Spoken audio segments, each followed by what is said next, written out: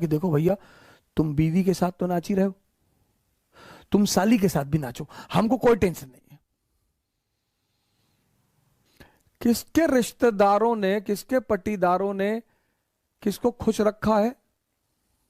इसलिए जब तुम आईएएस बनते हो, मंत्री बनते हो, नेता बनते हो, अपने घर की तरफ भागते हो। जितने लोग बंबई में कमाते, दुबई में कमाते, कमा वहां रहे हैं, मकान बनवाते हैं गांव में 2 बीघे में, हाँ बड़ा मकान। इसीलिए तो राम जंगल जा रहे हैं, तैयारी करनी है। दुनिया में तुम 3 लोगों के बिना नहीं जी सकते, और तुम 3 लोगों के साथ नहीं जी सकते। इनको अपनी महत्वाकांक्षा कभी मत बताओ।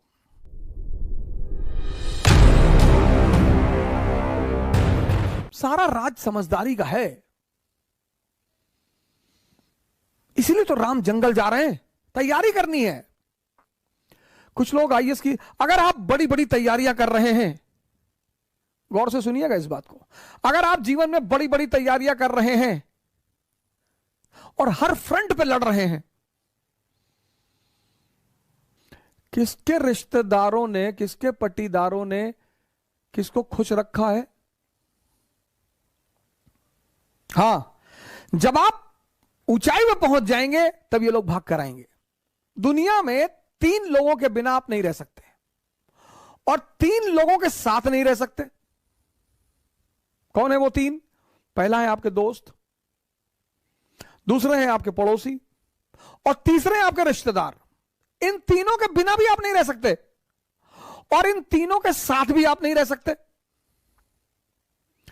इन तीनों से अपने आप को बचाना ही योग्यता है। आप उठे समस्तीपुर से, बैग उठाए, किसी को बताया ही नहीं कि आप आईएएस की तैयारी करने जा रहे हैं, बताया ही नहीं आपने, चर्चा ही नहीं की। अगर किसी ने पूछा कि दिल्ली जा रहे हो, हाँ वो इन्फो जॉब लग गई है, ऐसा ही जॉब लग गई है। बेंगलोर जा रहे हो, हाँ इन्फोसिस में जॉब लग गई है।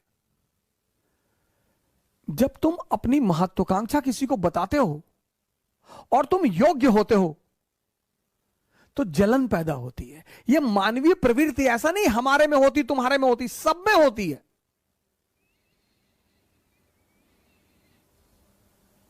सब में। अभी तुमको ऑस्ट्रेलिया में आईएएस बना दिया जाए, तुम नहीं जाना चाहोगे। कौन जानता है तुमको ऑस्ट्रेलिया में हो गए आईएएस। इसलिए जब तुम आईएएस बनते हो, मंत्री बनते हो, नेता बनते हो, अपने घर की तरफ भागते हो। जितने लोग बंबई में कमाते, दुबई में कमाते, कमा वहां रहे हैं, मकान बनवाते हैं गांव में 2 बीघे में, हाँ बड़ा मकान, बड़ी बड़ी दीवारें और करीब 1 बीघे में मकान, और ट्रैक्टर खड़ा हुआ है। क्यों? क्योंकि वो जो पट्टीदार हैं आपके, वो डेली उस मकान से गुजरेंगे और डेली मरेंगे।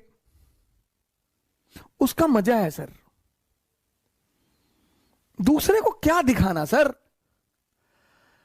अब आप गोरखपुर से गए, सेटल हो गए बंबई में, कौन जानता है आपको बंबई में, लेकिन बैजूडीहा गांव के आप रहने वाले हैं। वहीं के लोगों ने आपको गाली दी है बचपन में, चुनौतियां दी हैं, आपको ताना मारा है कि कुछ नहीं कर पाओगे, तो आपने 3 बीघे में मकान बनवाया गांव में। कोई नहीं रहता, कोई रहता ही नहीं, इतना बड़ा ताला लटका। लेकिन पूरा गांव जब उस मकान से सामने से गुजरेगा तो डेली मरेगा कि बहुत पैसा शुक्लवा कमाए, तस्करी उस्करी करता होगा।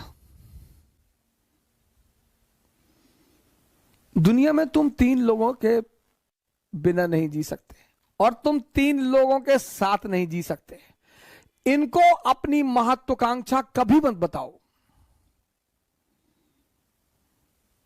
अगर तुम योग्य हो, ये तुमसे चिढ़ेंगे।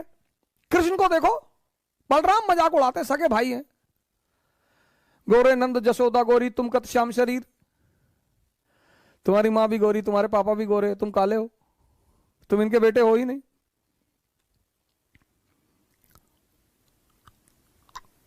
फिर बलराम एक दिन कृष्ण से कहते हैं कि ये वृंदावन के यादव लोग तुमको पीटने का प्लान बना रहे हैं।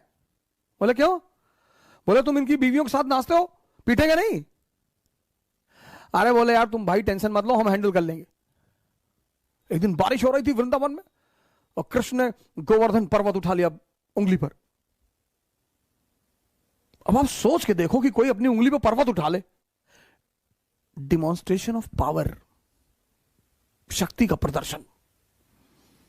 तब यादवों ने कृष्ण से कहा कि देखो भैया, तुम बीवी के साथ तो नाच ही रहे हो, तुम साली के साथ भी नाचो, हमको कोई टेंशन नहीं है।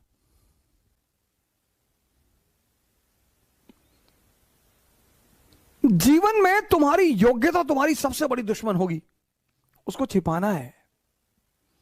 98% लाना योग्यता नहीं है। वो सेल टैक्स कमिश्नर थे लखनऊ में, सुसाइड कर लिया, 2-3 दिन पहले की बात है।